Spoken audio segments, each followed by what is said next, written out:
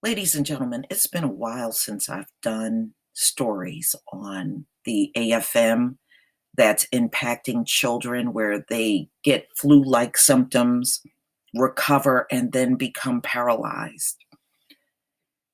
And there is a pattern of this going up during even years and dropping during odd years.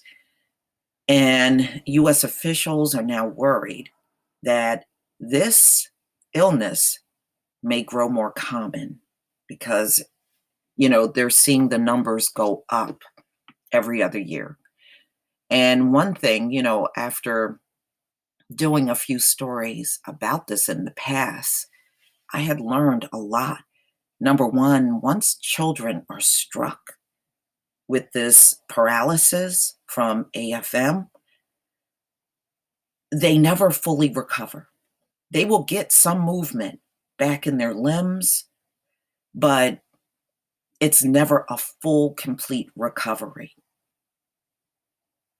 So once they get this, it's really going to be a lifetime of them needing, you know, assistance. They just can't do everything themselves. Like they'll get movement back in their arms and in their legs, but their face and their neck will remain paralyzed, you know. And some are saying, giving them physical therapy has helped gain some movement, but it's still not a full recovery. And many of these children have died. And I know I did a story about a year ago of how many of the parents have complained that the CDC is undercounting the numbers and their children with AFM are not even being counted. There were a few women that came forward and their children died from this, and the CDC didn't even count them. So it is a major problem with the CDC being honest about the numbers. So just remember that. And the CDC did admit they don't have enough people out in the field to get to all of these children that are impacted by this. So they're still saying it's rare, but the numbers are growing. And it's just saying that it's a cycle of every other year that is showing up and it's striking more and more children. And they said it's not quite up with polio that hit in the 20th and the 19th and 20th century, where it struck tens of thousands of children. This is not quite at that level, but it's definitely growing. So now they're reporting other countries with AFM in children. That is Canada, France, Britain, and Norway. But the US seems to have the biggest outbreaks. Now, I don't know why, but the biggest concentration of outbreaks are appearing in California and Colorado, which I have no idea why that is happening, but it is. So now they're saying more than 90% of the children with AFM are usually around 4, 5, or 6. Now, there is one case in the US of somebody 32 years old getting it, but it's more common among children. Now, how does it start out? Most had a cold-like illness and fever, and they actually get over that. And the moment they get over it, then the paralysis kick in. In some cases, it started in small ways where they got over these flu-like symptoms and they just couldn't move a thumb or a few fingers.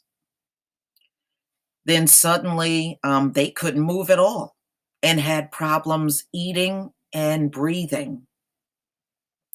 Now, many of these children have to be on ventilators. to help them breathe. Many families said their children have regained some movement and effective limbs, but stories of complete recovery are unusual. So you ultimately have a child that needs help for the rest of their life. They're going to need some kind of assistance. Health officials cannot say how many recover completely, partially, or not at all, or how many have died, though the CDC says deaths are rare. Scientists suspect the illness is being caused chiefly by a certain virus that was identified more than 55 years ago. Wow, you would think something that they saw 55 years ago, they would be able to improve, and they just can't. They don't know. They're taking guesses on what brought it on, but each kid is impacted differently by it. Some of these children go into a complete paralysis, and some is just partial. So doctors have tried a number of treatments, either a single treatment or a combination of things. So they have tried steroids, antiviral medications, antibiotics, a blood cleansing process. The CDC says there is no clear evidence any of those things work. So this is deep. Many parents said that when they first brought their child to the emergency room, they quickly realized their horror that the doctors were at C2. So the doctors had no clue. They couldn't even tell the parents why it was happening. Everyone is desperate for some magical thing, said Rachel Scott of Tomball, Texas, a woman whose son Braden developed AFM in 2016 and has recovered somewhat after intensive physical therapy, but still cannot move his right arm and has trouble swallowing and moving his neck. A growing number of experts agree that physical therapy makes a difference. These kids can continue to recover very slowly year over year. It's driven by how much therapy they do. Okay. So let me just go down a little. More and more feel certain the main culprit is an enterovirus called EV-D68, based on the way waves of AFM is coincide with spikes of respiratory illness caused by EVD-68. Enteroviruses are a large family of viruses, some of which, such as polio, can damage the central nervous system, while many others cause mild symptoms or none at all. In the US, doctors began reporting respiratory illnesses tied to EV-D68 in 1987, through usually no more than a dozen in a given year. Wow. So in 1987, it went to just a few dozen to now hundreds. Wow. Then, in what may have been one of the first signs of AFM waves to come, a 5-year-old boy in New Hampshire died in 2008 after developing neck tenderness and fever, then weakened arms and deadened legs. The boy had EVD-68, and in a report published in the obscure medical journal, researchers attributed his death to the virus. The first real burst of AFM cases hit in 2014 when 120 were confirmed, with the largest concentrations in California and Colorado. I still would love to know why that's the case. I mean, why these two states and not all over the country? Very interesting that they would have the highest concentration. What ensued was an even year, odd year. So what they're saying is it rises on years that are even, and years that are odd, the AFM cases drop. And they don't know why that's the case. Every other year, every even year, it jumps up. Cases dropped to 22 in 2015 and jumped to 149 in 2016 and fell again to 35 in 2017.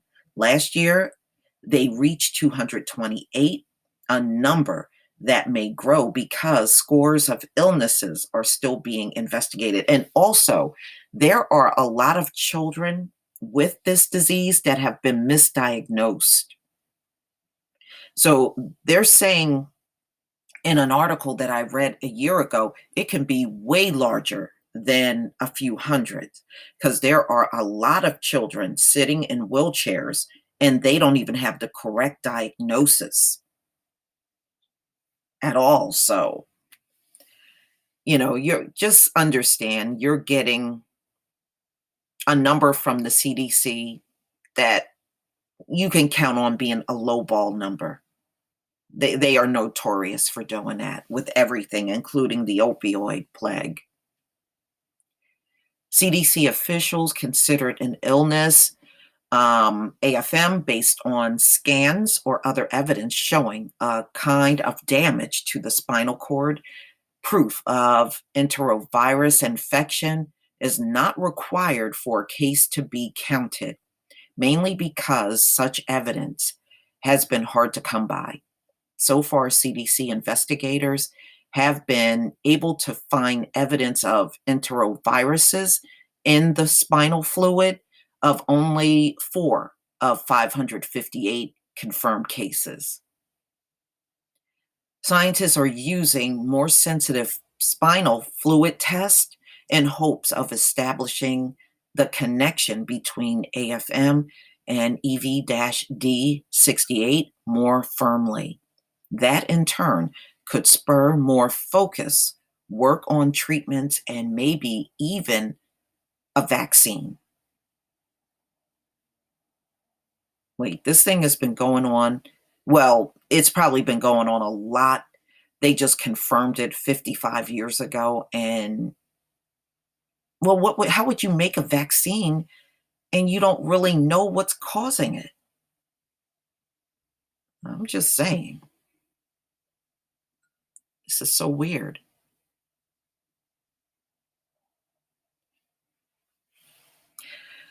The CDC is pledging a greater focus to. Parents have accused the agency of doing little more than counting cases and have complained that when they tried to contact CDC, they were encountered by automated phone trees and form responses.